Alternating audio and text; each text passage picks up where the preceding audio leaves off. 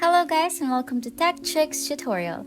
In today's video, I will show you how to remove Yahoo search from Chrome permanently.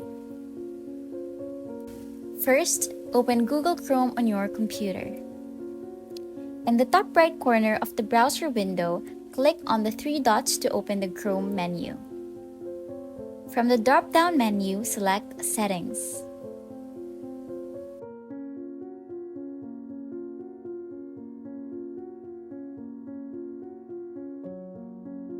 In the search engine section, find Google in the list of search engines and click on it.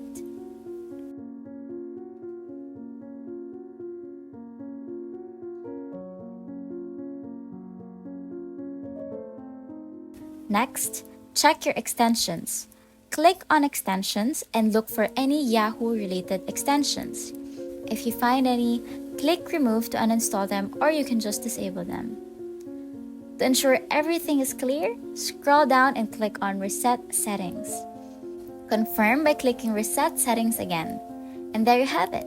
You've successfully removed Yahoo search from Chrome. If you found this tutorial helpful, please like and subscribe to Tech Tricks Tutorials for more tutorials.